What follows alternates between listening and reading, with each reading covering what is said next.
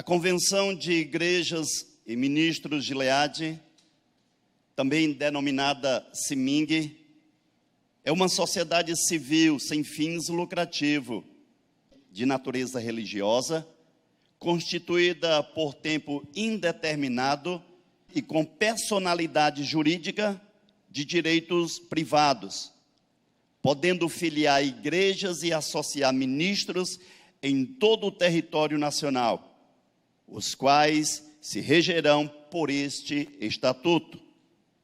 A razão da existência de um estatuto na CIMING está relacionada à submissão do texto sagrado apresentado no livro de Romanos, capítulo de número 13, versículo de número 1, que declara, eu quero que vocês leiam essa passagem bíblica, por favor.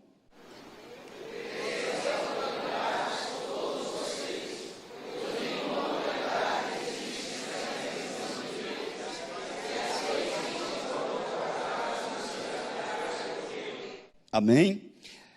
Essa é a tradução da linguagem de hoje. E deixa eu ler aqui na revista atualizada.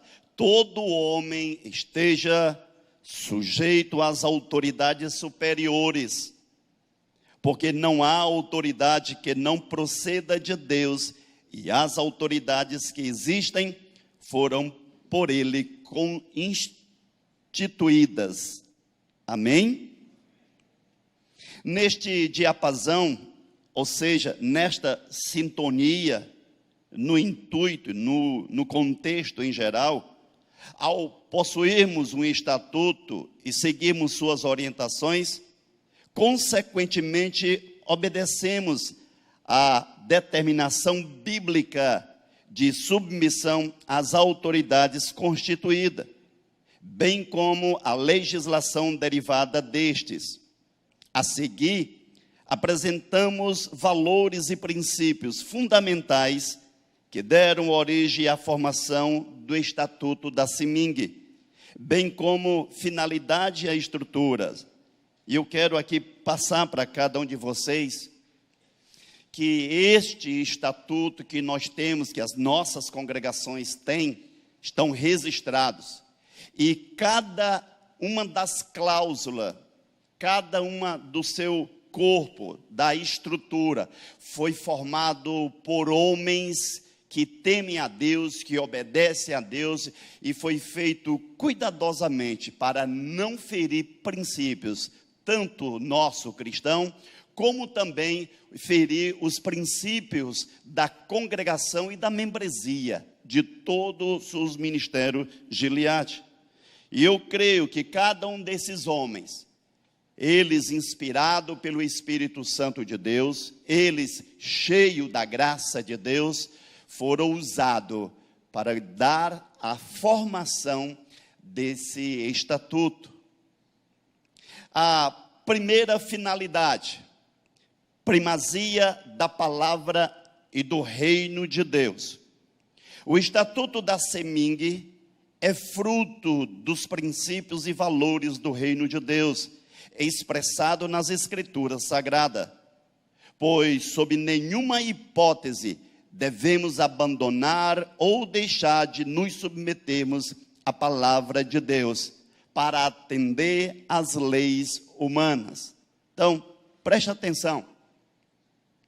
Existem leis humanas e existe lei que está aqui escrita para nós que somos cristãos. Como nós precisamos obedecer e ser flexível, nós não podemos nos submeter às leis humanas quando elas ferem os nossos princípios. Por exemplo, a liberação, a autorização, a aprovação de casamento do mesmo sexo. Nós não podemos aceitar, nem submetermos. Nós não podemos de forma nenhuma nos colocar numa posição de colocar a palavra de Deus em segundo lugar. Não, a palavra de Deus está acima de toda a lei humana. Amém? Então nós como cristãos não podemos. Foi aprovado a lei de um casamento do mesmo sexo, mas em Romanos capítulo de número 1, versículo 18 a 27, já reprova. Em 1 de Coríntios, capítulo de número 6, versículo 15 a 18, reprova. E também lá em Levíticos. E a palavra de Deus, ela não pode ser excluída. Não pode ser esquecida. Nós não podemos deixar de honrar e de cumprir.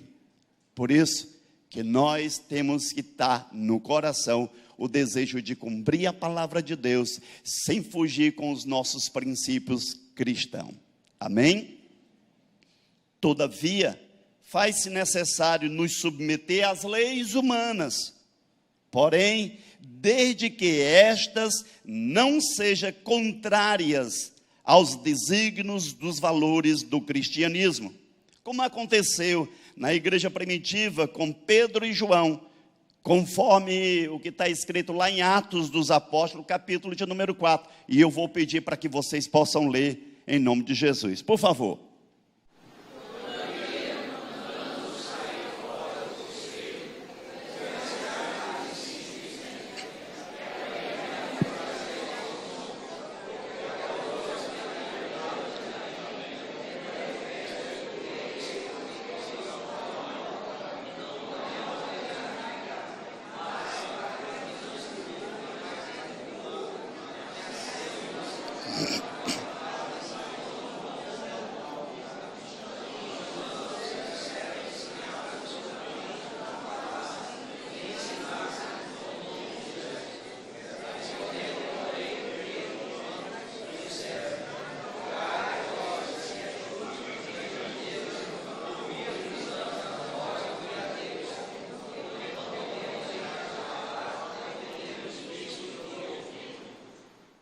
Perceberam?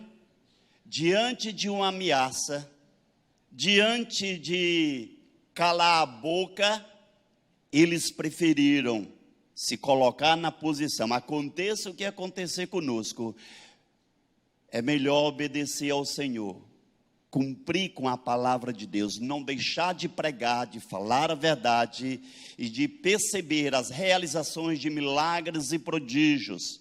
Em outra versão, eu vou ler só a última passagem, que Pedro e João diz o seguinte: decidam os senhores se é justo aos olhos de Deus que obedeçamos a vocês, em vez de obedecer a Deus.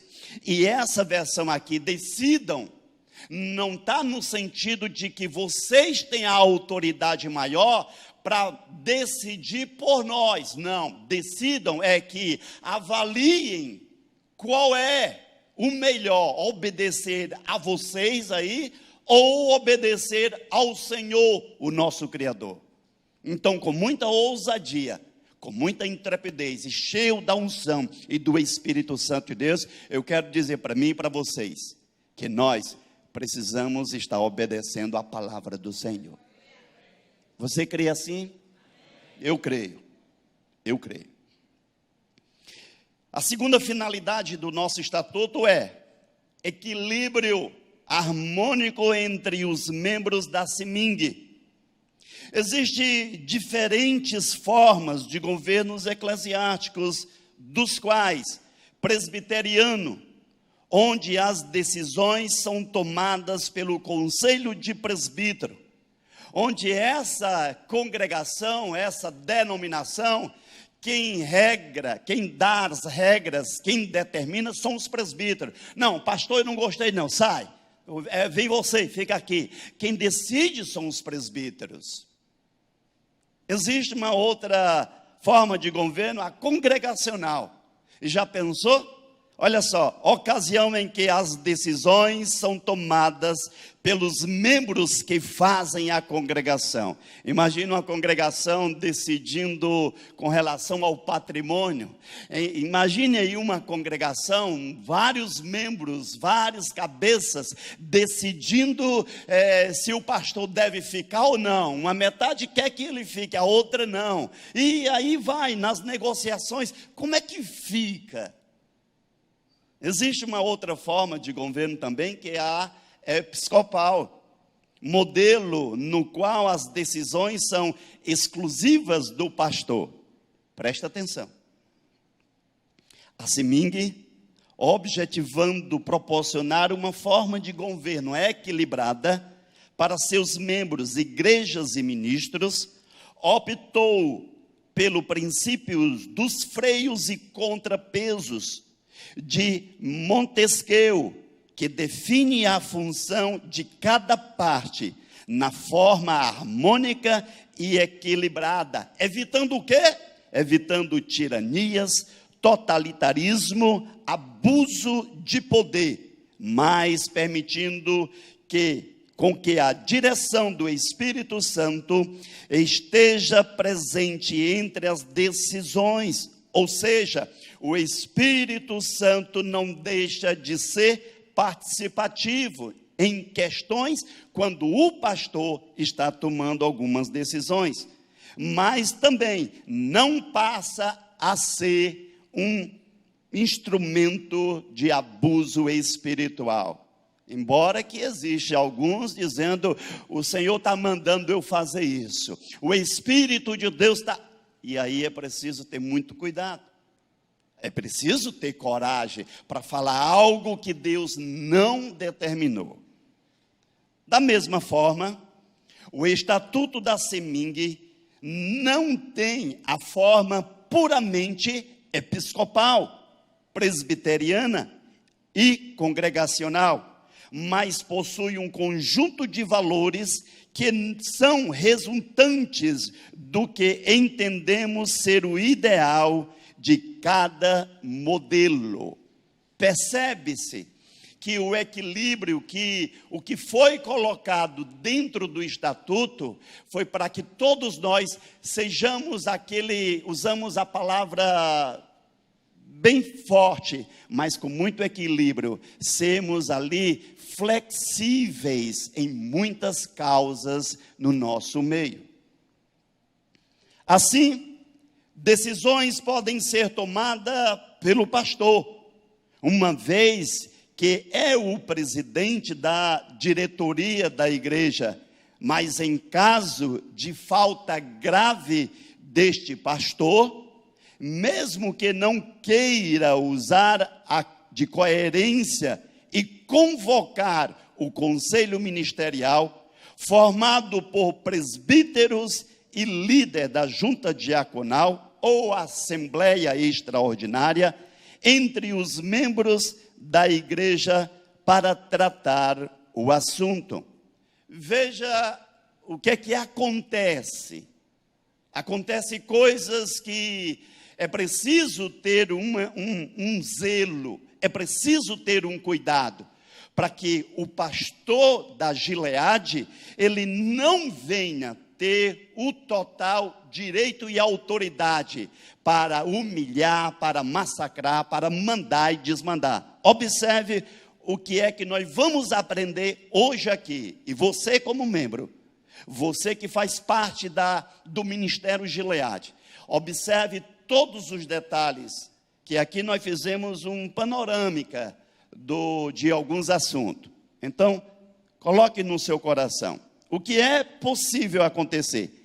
Estatutariamente, é possível que o conselho ministerial, em sua maioria, decida apresentar a causa abusiva a CEMIG, para que seja averiguado e decida a causa abusiva.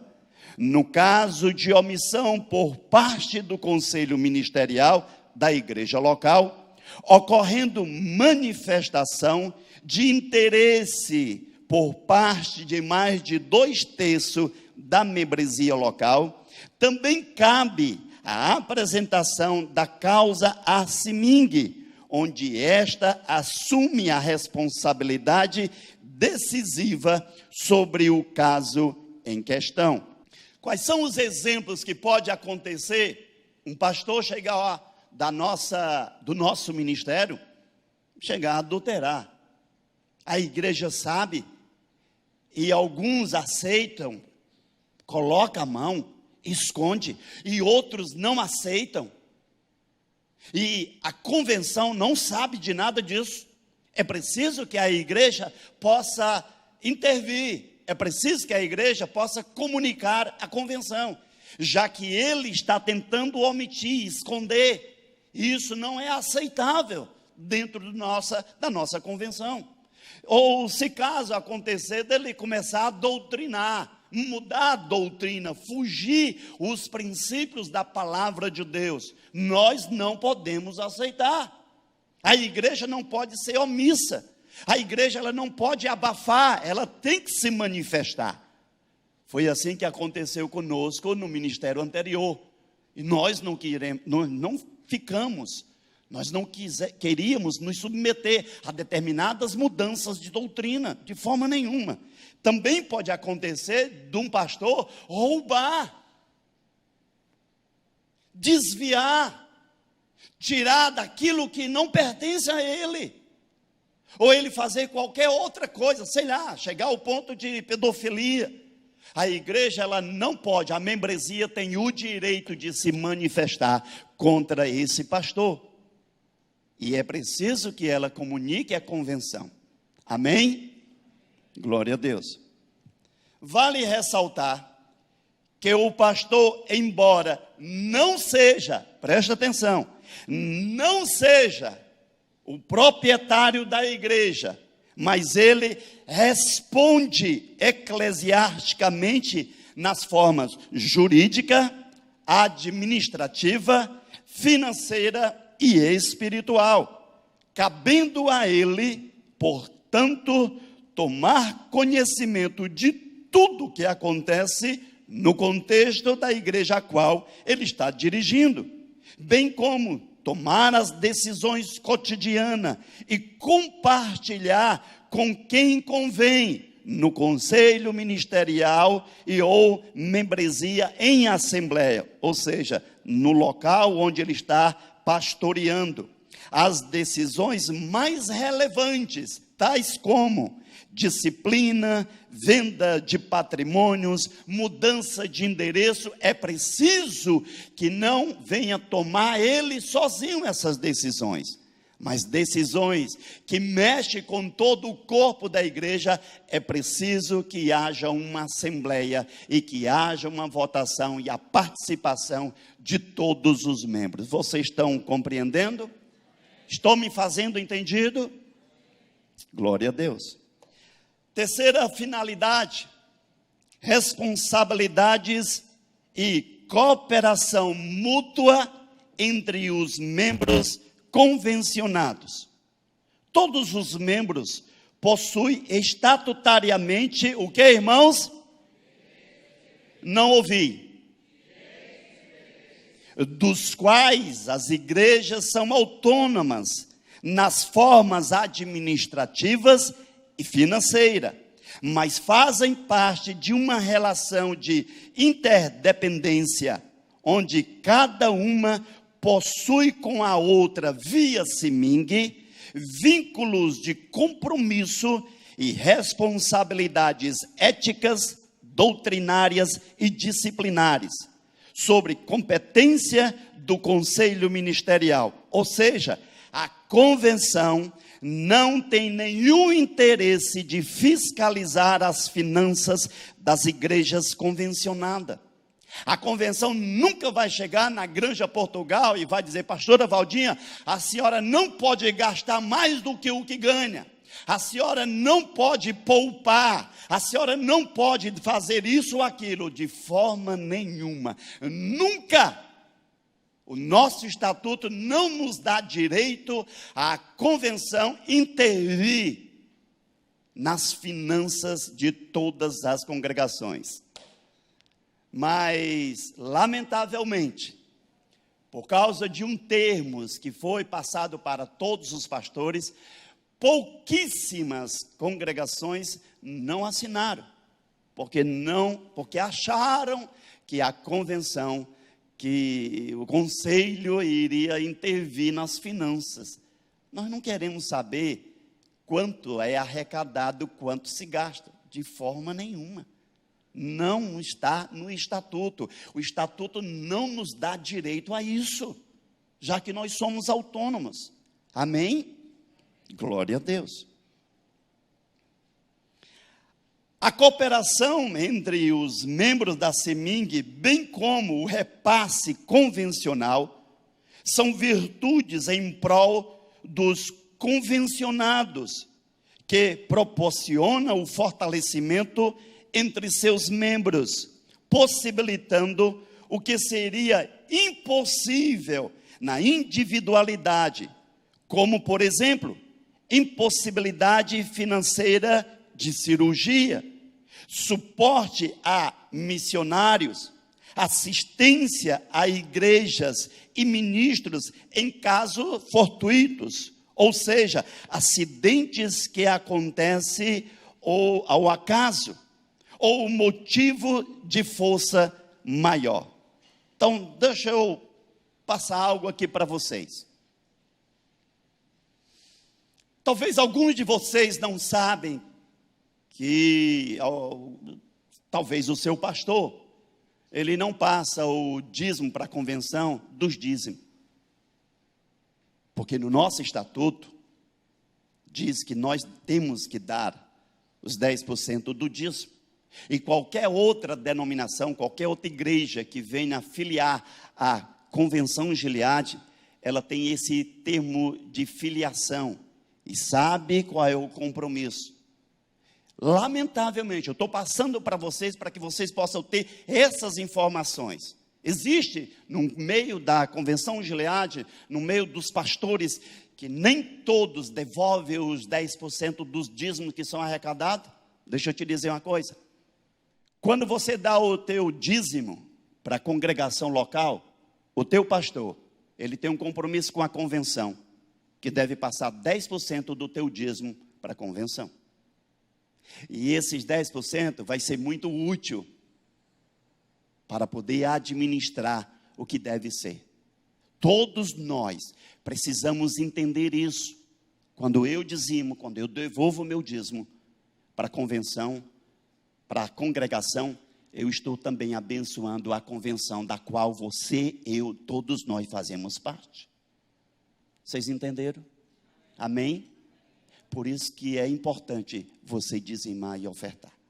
Por isso que é importante você fazer com que o teu dízimo possa ter uma contribuição lá na convenção. E vocês vão entender por quê. Nós estávamos no encontro de pastores e soubemos que o pastor Pádua estava perdendo a visão. Aliás, perdeu a visão de um olho, se não me engano, me dá essa informação, Tonha. E aí estava mais de 50% do outro olho, devido a uma enfermidade, um problema. E a convenção não tinha dinheiro para ajudar. Tinha? Cadê o pastor Valderi? Cadê o pastor Ayrton? Tinha? Não tinha. O que foi que nós fizemos? Foi comunicado para todos os pastores. Todos os pastores. Que cada uma pudesse contribuir com o valor que o Senhor colocasse no coração. E uma boa quantidade de pastores fizeram doação. Precisava de quanto, pastor? Se eu não me engano, era 10 mil reais. Quanto foi que nós foi arrecadado? Alguém pode me dar? 7.600. Para a glória de Deus. Pode dar uma salva de palmas para o Senhor Jesus. Muitas doaram, muitas abençoaram. É um pastor que está lá em Formosa. Talvez vocês nunca viram ele, mas ele precisou dessa ajuda. E a igreja chegou junto na medida do possível. Tá? Você sabe qual é o valor que o seu dízimo faz, o efeito? Você já parou para avaliar? Pare e raciocine. Pense o quanto vale a pena. A quarta finalidade da CEMIG, quais são elas? Eu gostaria que vocês lessem bem alto e claro, somente a primeira. Diz o que aí?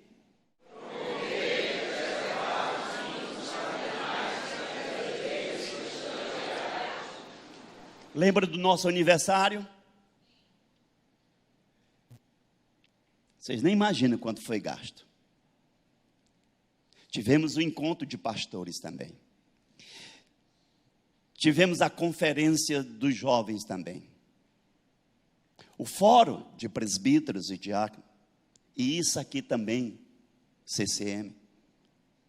E o encontro de mulheres. Qual é o foco, qual é a visão da CEMINC? É promover tudo isso, querido.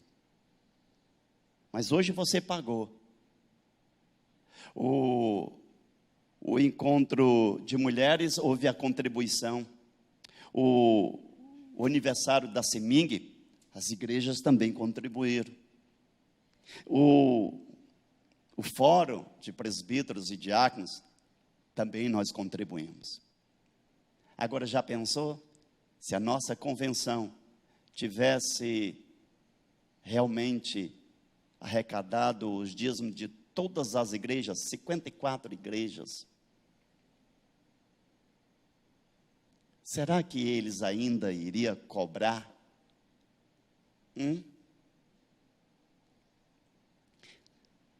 Segunda finalidade, promover e preservar a unidade teológica e doutrinária. Pastor Samuel falou do Calel, e eu vou um pouco mais além, e ele nem está aqui para ouvir. Espero que depois eu diga isso para ele. O Calel é uma das ferramentas que alguns de vocês participam, alguns já participaram, mas quem sabe um dia, Seminário Teológico CEMINC, quem sabe um dia, pode acontecer, eu não duvido, porque se a convenção, ela quer promover uma unidade teológica com o mesmo pensamento, com a mesma linha de raciocínio, então eu não duvido que nós temos suporte para isso. Amém? Glória a Deus. Terceiro, promover o desenvolvimento moral, cultural, espiritual dos ministros e das igrejas cristãs de Leade.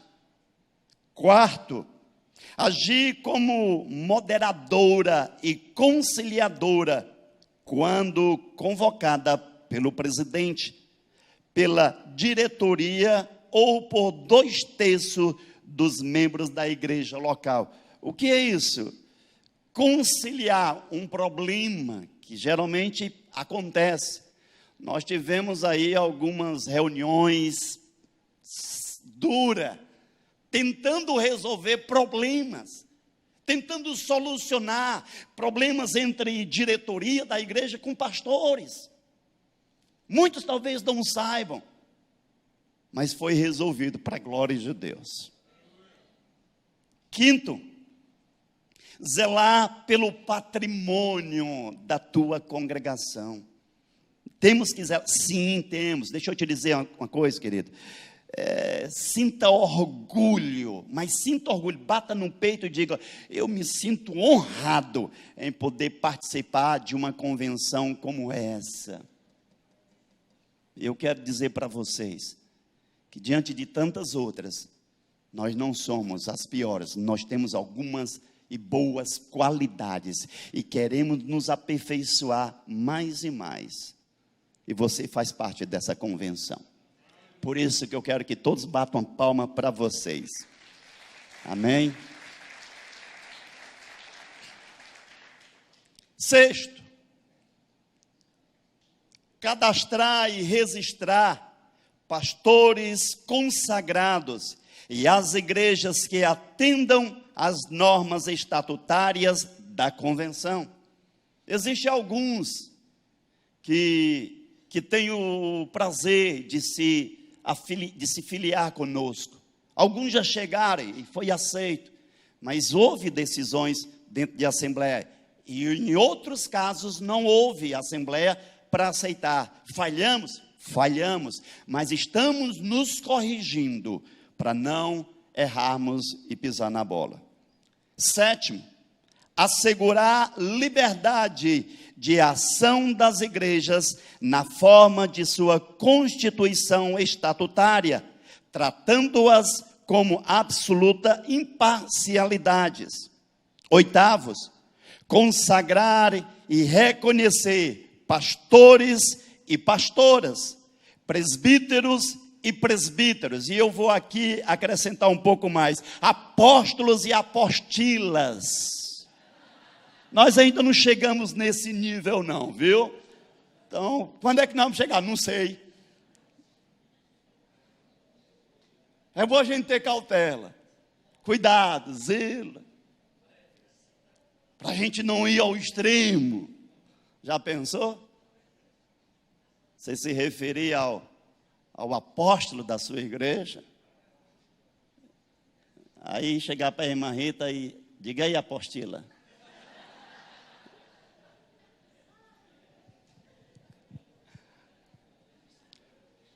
Foge. Estamos longe disso aí. Nono, socorrer financeiramente, por tempo determinado, as igrejas associadas, conforme deliberação em Assembleia Geral Extraordinária. Décimo, manter por tempo determinado ministros que estiverem sem cobertura das igrejas, mediante a aprovação em Assembleia Geral Extraordinária. 11º, dar suporte jurídico e contábil às igrejas associadas. 12º, promover atividades de ação social e missionária. É ou não é essas finalidades boas para nossas Gileade? É ou não é para as nossas congregações? É. Nós precisamos abraçar. Precisamos contar com cada um de vocês. Nós como ministros, nós como pastores, nós como os membros, precisamos estar unidos e lutar para o bem de cada um dos que participam. 5º, composição da CIMING. A Convenção Gileade é administrada por sua diretoria, mediante o auxílio da Comissão de Contas e do Conselho Ministerial. A diretoria é o órgão de direção e representação da Convenção Gileade com a seguinte composição.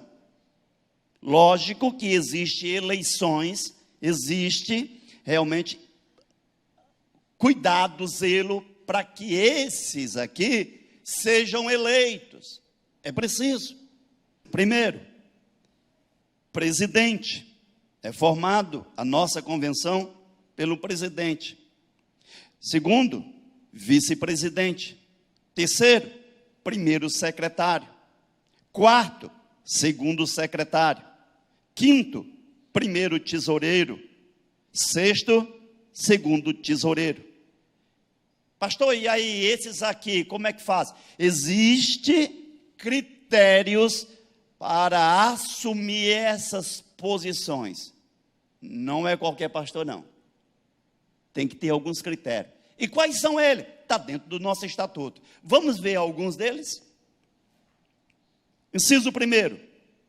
Somente pastor ou pastora ordenado poderá fazer parte da diretoria da Convenção de Igrejas e Ministros Gileade, desde que observe e cumpra as obrigações estatutárias.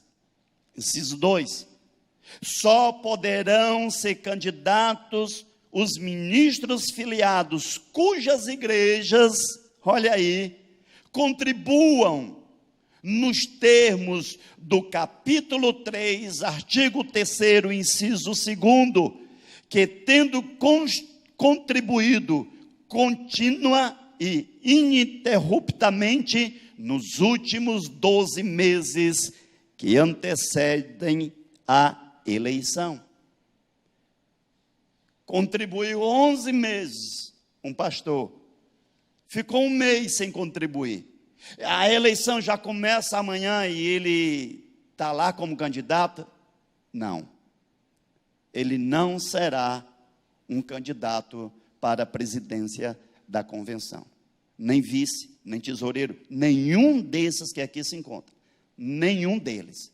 Precisa cumprir, precisa fazer com que o estatuto ele cumpra, para que ele possa ter direito também de cobrar. Amém?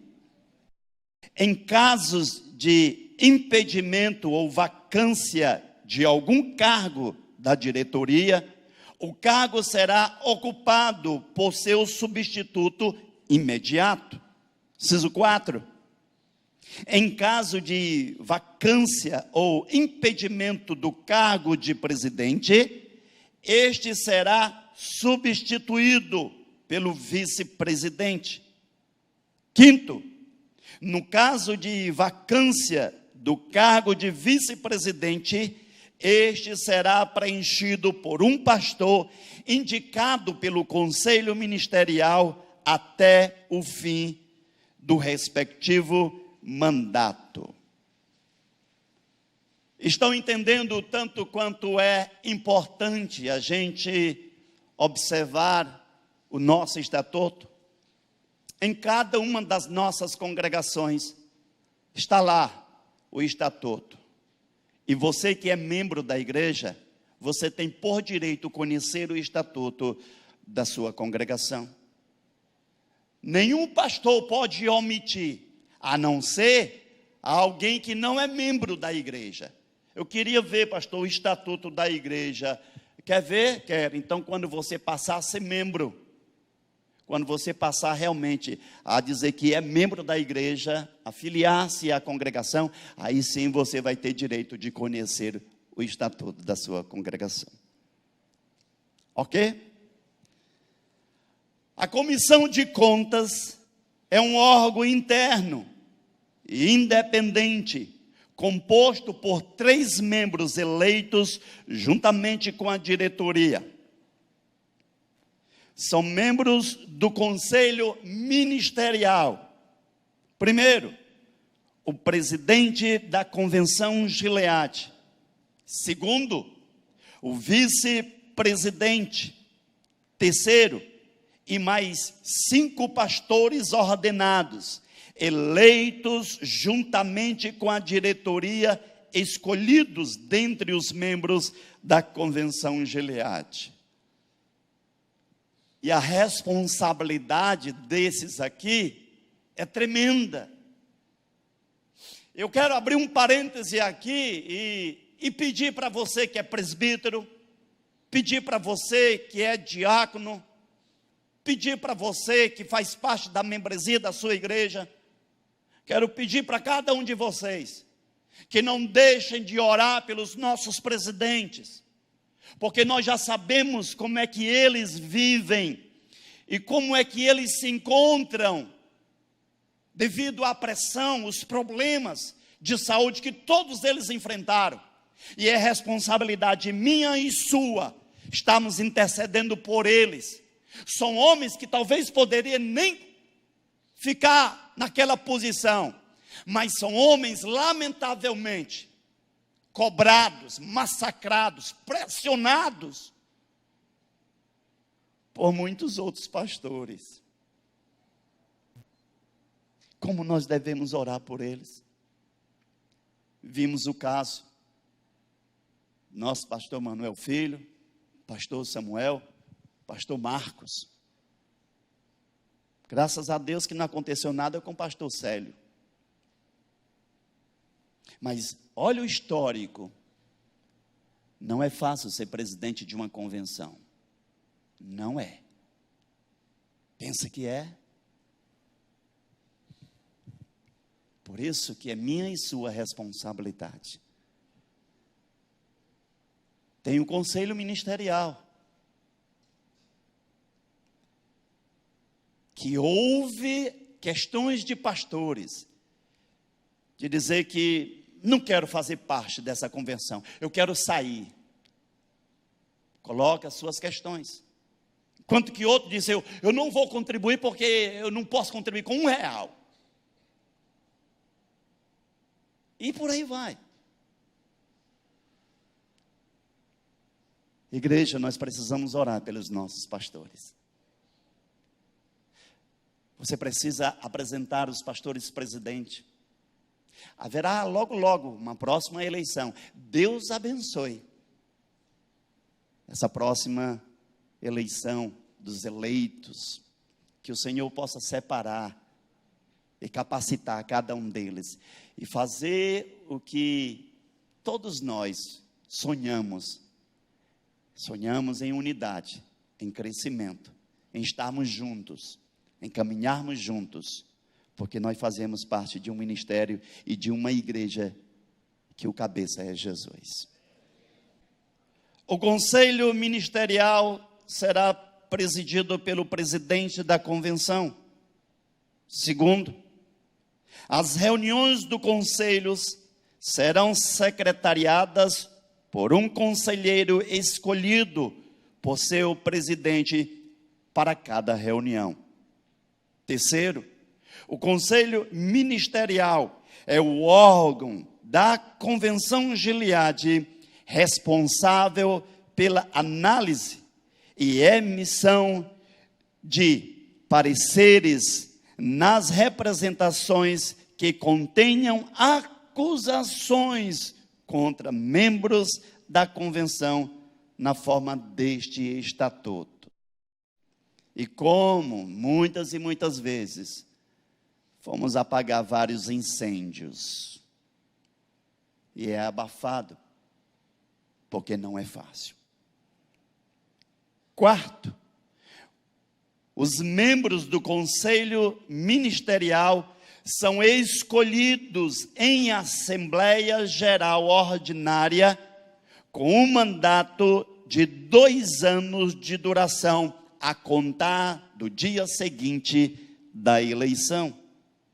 Quinto e último, com exceção do presidente e do vice-presidente, os demais membros da diretoria não poderão fazer parte do conselho ministerial. Amém? E eu vou concluir dizendo o seguinte: a eleição da diretoria e do conselho ocorre a cada 2 anos, podendo haver reeleição para o mesmo cargo apenas uma vez, possibilitando renovação de liderança e oportunidade de desenvolvimento para novas lideranças, bem como para a convenção Gileade. Amém? Então nunca esqueça que você que é presbítero, quem sabe um dia você pode ser presidente dessa convenção. Você que é diácono, quem sabe um dia você pode estar pastoreando uma igreja Gileade, porque esse é o nosso intuito, esse é o nosso desejo, esse é o nosso prazer, de fazer com que vocês saiam de bancos e cadeiras, saiam de membros para assumir o pastoreio, para cuidar de ovelhas e fazer parte de uma grande responsabilidade, das quais nós como convenção pretendemos e queremos e sonharemos que cada um de vocês irão assumir essas responsabilidades. Amém? O pastor Jairo me passou aqui rapidinho um cálculo mínimo. Por exemplo, uma igreja precisa ter no mínimo 80 membros. E 80 membros, 2/3 de 80 dá em média aí de 53 membros. Só para vocês terem aí aproximadamente um meio de calcular. Tá certo? Aqui fica o meu abraço para cada um de vocês. Espero que cada um de vocês... Aqui foi só um resumo principal para que vocês possam entender o quão grande e maravilhoso é o nosso estatuto. E ele não foge de forma nenhuma dos princípios cristãos. A gente procura fazer tudo conforme o que a palavra do Senhor determina. Meu muito obrigado, que Deus abençoe a vida de vocês.